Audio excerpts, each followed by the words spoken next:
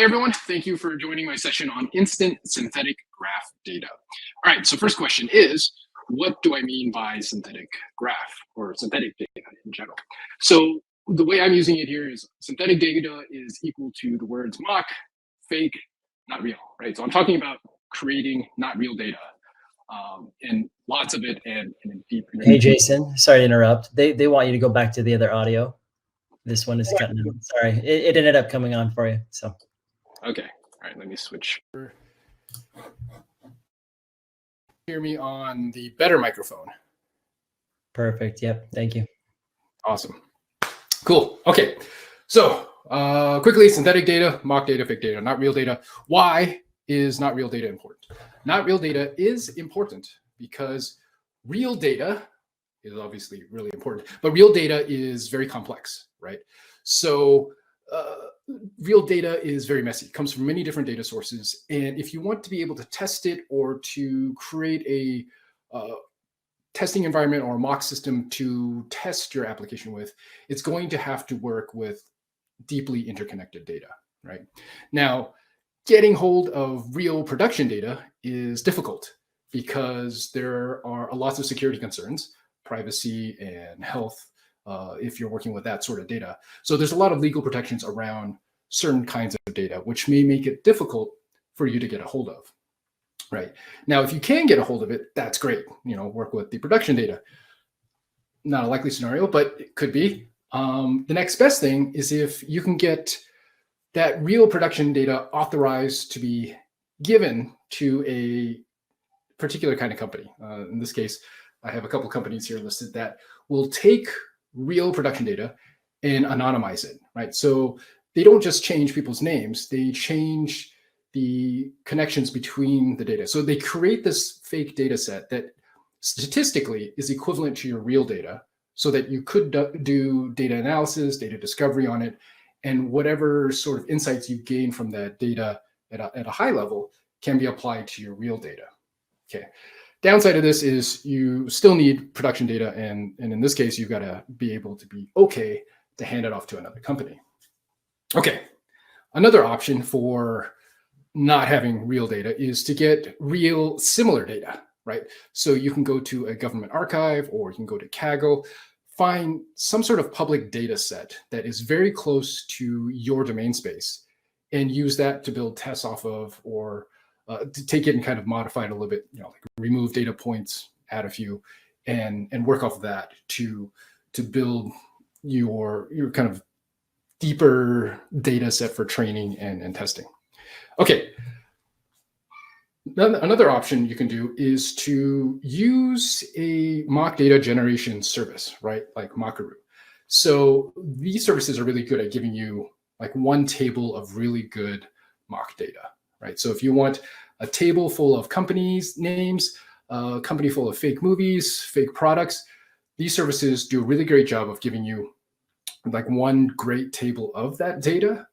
But if you want to interconnect these data, these different pieces of data, same problem, right? It's not interconnected. It's not really designed for this deep network of interrelated data, right? Like, so you have a nice product, but who's actually buying the product? You'll have to, you have to cobble something together, which leads to really the last option, which is if you want really good fake data that's like your production data, you're going to have to go with building a custom script. This is a really great option in terms of flexibility, right? You can create anything that matches your domain space and produce data with values that are most similar to what you need. Now, downside is you have to maintain that code, right? So instead of working on your core product, you're now creating a custom script to generate mock data just to test your primary application. So that being not your primary job role, there's a good chance that the script will be error prone. So what I'm doing is, oh, yes, you are correct, Alex. I am not aware that I'm not sharing my screen, which is too bad. Okay, I see it on this screen, so I'm assuming you can see the screen. Okay, so, all right, so a lot of hand waving earlier. Okay, so custom scripts. So, all right, So I invite you not to use your own error-prone script. You can use my error-prone script. So what I've done is I've built a intermediately complex package that will take a JSON spec, a JSON configuration file, and generate a bunch of records based off of that configuration. And this package has several output options. It can create just a list of CSVs, including basic tables and lookup tables that you could import into any other database. Second option is taking these CSVs, packaging it with a JSON schema that is compatible with Neo4j's data import tool. So this package will take all this data, zip it up, and you can take this zip and you can upload it directly into the data import tool to do additional work with. So you could edit it more if you wanted there, add in maybe some other CSVs from other data sources and kind of commingle it all together, and then push it up to Neo4j. Third option is to just produce all the records of data into a master JSON file. It's very generic. By itself, you would have to write some sort of custom script to take that data and do something with it. So that's what I did. So I also created a very small utility package that will take that JSON output and push it up to a Neo4j instance, right? So if you use these two packages together, you can generate a lot of mock data very quickly with the graph data generator, and then push it up to any Neo4j instance that is accessible to you, and then work with the data right away. Okay, that's great. Next question probably is, what does the JSON configuration look like? Okay, so it's a pretty straightforward JSON schema. It is a dictionary that just requires two keys, nodes and relationships. Nodes is just a list of other nested dictionary objects representing node configurations, and the same with relationships. Now, the kind of key points of the dictionary that needs to be passed in. First field is ID, just uniquely identifies different nodes from each other. Caption, which is equivalent to the primary label for a node. So it's kind of like the first label you want to give a node. You can put in other labels, although I think my script currently doesn't make use of that. That's a future edition. And then the most important part are the properties, right? This is where you define what key value pairs you want generated for a specific node. Okay. Relationships are very similar, except it contains, the IDs from the node ID to the node ID. And instead of label or caption, we have type, which is the equivalent for a relationship label. And also it has properties for creating specific data that you want to go with the relationship. Okay, so this will make more sense in a bit. Now, why did I choose to go with nodes and relationships? Well, we're at a graph conference, so number one. And number two, this is how we as people intuitively kind of sketch out complex interrelationships, right? Whether it's a network graph, a UML diagram, or an entity in EDL diagram, all the sorts of diagramming processes and techniques that we have for showing deep interconnectivity, it's always some sort of network graph. So going with the node and relationship schema. Okay, so converting the nodes into actual records. At a high level, what the package is doing is it's looking at the incoming dictionary data, right? So it's picking out certain fields or certain values to push over to the output JSON object. And in the properties, what the package is doing is it's looking for particular keywords, right? So there's one key property that's just called count, and that's for telling the package, how many of these nodes do you want generated? And the value, if it is of a certain type, it will tell the script to use a particular kind of generator. And the specification for this is just a stringified JSON object that it reads to figure out which mock generator to use. Like, should I use a fake city generator, fake name generator, fake Boolean generator, etc. And to make it easier, I've added sort of convenience keywords, right? So you can just put string and it will convert to a lorem ipsum generator. You can put in a number and it will just convert to a literal integer, right? So here's an example of some output from that configuration. We got nodes that is of type person, and we just want a name. We want 3 of them. random city. So an example output would be, I got Lorem Ipsum rocks and 3 random cities and a underscore UID key value pair that's added so that you don't have to add in a specific key for mappings to work, right? It just will automatically insert UIDs for each node in each relationship. Okay, maybe too much detail, but that's generally how the script works. Okay, downside of a JSON configuration file is if you have to do this all manually, it can get extremely tedious, right? Going to every field and going to every property and adding everything you want, not the best time outside of making a simple 2-node 1 relationship graph. So fortunately, there is a great graph data modeling tool already available, which everyone or a lot of people, I'm assuming, is already aware of, the arrows.app. So if you just put in your browser arrows.app, you will get a very intuitive GUI interface for creating nodes and relationships. And I can show that real quickly. So here, let's play around with some examples, but you've probably seen this in some other talks. So you can create a node, right? So we got person, people, and we're attending a talk. Let's call this an event. Attend. Okay, so you can see how fast Arrows is for quickly drafting something up. Now, the great thing about Arrows is this export option. So there are quite a few options for exporting the image of what you had drawn up.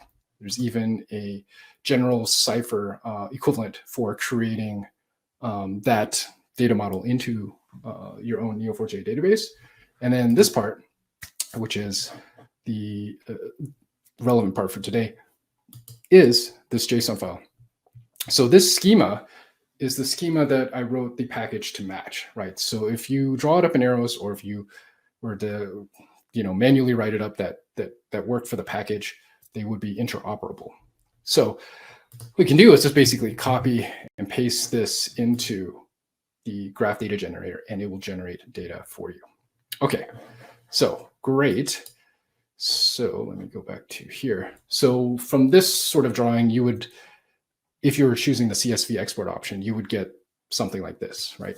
So every node, every relationship would get its own file. And if you didn't specify any properties, it would just give you the UIDs.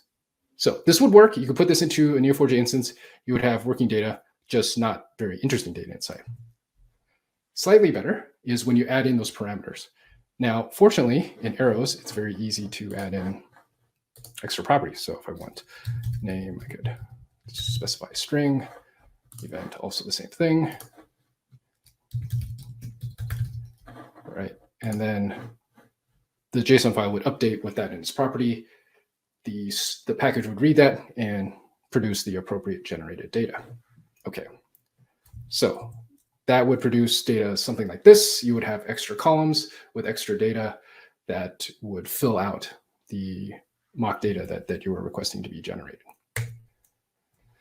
Okay, so what I'm going to show is a Streamlit app that I built to kind of put this all together. So you could access Arrows, you could see all the generators that are available, and to basically give a convenient spot to just kind of copy and paste that data so you could work with it. So the repo link for this code is available at the end. I'll show it later. But this is basically the Streamlit app. So here, I'm going to show off Arrows. So I got a blank one here. I'll put in, again, person. And let's change something right there. Maybe they want to buy a new car. Interest or buys. And to keep the data from, so when you don't give any sort of count, it will just generate anything, I think, between like 1 and 100. So we want to keep the upload really tight. So we'll just make 10 people, and they're choosing between, I don't know, 3 cars. Right. And each person will buy, let's make this random. Let's say they either don't buy any car, or they buy 3 cars, buy all 3 of the cars. Okay, and okay, we should give it some sort of name. Name, we'll do some random string, person. Here, I'll show off the generator options here. So in the sidebar, this just lists all the generators that are available in the package. and I want a string returned, and I'll just go with first name. So copy this, and I'll close this out. So person, I'll just call this first name. Oop. All right, so that looks good. That's sort of, so that should give me 10 people that will buy anywhere from none to all 3 of the cars. All right, so I'm just going to copy this. And I'll close it out. I'll paste it in here, and when I hit enter, it'll auto-generate. And here I can view the generated data in its JSON form. So here, you know, I got Vicky, so she looks about the 10 people, 3 cars with random lorem names, very fancy, exotic names, and then the relationships that bind all of them together. So now if I take this, and if I put in my Neo4j credentials, I can upload it directly. And let me show you. Let's see, I think I might have some sample data in here. So, so this database has some earlier example data, but if I have this check, this toggle, right, reset DB, it'll clear whatever's in that database. So please don't point this at a database where you have existing data and you just want to play with this mock data. Don't push it to another instance. Okay, so once I click this, I don't have a loading indicator here, but you can see here Streamlit has this nice animation. And once it's done, it'll tell you if it's complete or if it totally tanked. Okay, so go back here, and if I rerun this, we will get our mock data. So we've got right here, we got our several people and 3 cars. So you can see in this random set, no one bought 3 cars, but some people bought 2 cars. Okay, so that is how you can quickly generate mock data if you know the data model of what you want to create. I think there's time, right? Let's see. Yes, I have a couple extra minutes. So what I'm going to show you is, I'm going to reset this first, is there's a version of Varun's Graph GPT in here, which will take a prompt and generate a graph, right? And once you have a graph that you at least more or less like, you could either push it right to the generator, right? It'll just copy and paste for you and then generate the data. And you could look at all this not so interesting data. But you can see where you can go from just a description and create some data. Now, if I wanted to upload this, there was too many sharks generated here, right? Let me see if I can zoom here. So what I could do instead, if like this is close, but not quite, I can either spend OpenAI tokens on like tweaking this, or just push this into arrows, right? And I can edit this here. So like, okay, you know, we'll just focus on sharks eating big fish, eating small fish. And let's see if I can delete this. Delete. And instead of having like, again, kind of just too many nodes to show quickly here, I'm going to limit the counts, right? So let's have 1 shark. Let's just have, give me 3 big fish, and we'll just randomize this. We'll do 10. Oh, so another thing you can do too is you can put in lists, right? So if I want a specific number of counts, right? So like I want only either 10, 20, or 25 small fish. I can put a list in there, a list literal as well. Okay, so shark, you can eat probably multiple fish, but we'll just keep it down to 1 to 3 big fish. And each big fish eats lots of little fish. And I'll just say 2 to 5. Okay, so they should give us a network where everything kind of spawns out from the shark.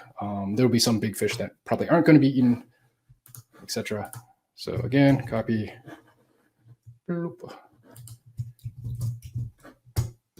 Oh, okay. One thing about Streamlit is it's not actually a very reactive framework, right? So if you're going back and forth in this, you kind of have to close out those drop downs and then reopen them, or just reset the whole thing. And oh, okay. So what I think happened is I probably broke my list generator here. Where do I put it? Count 1 to 3, 2 to 5. Ah, here. Okay. So I'm willing to bet I broke that somewhere along the way. Okay, let's go 10. Doot, doot, doot. And doot. Try generating that. Oh, okay. All right. I found new ways to break my own app. Okay. All right. So usually just resetting kind of gets it all working in order. Okay. So we got a single shark, a couple of big fish, small fish, relationships. And again, I could download the zip file and put it into data importer, or I like doing it this way now, which is just upload it. Should only take a few seconds since I've only got, a couple fish. And once it is done, I'll go here and rerun this. And boom, now I've got fish data. All right.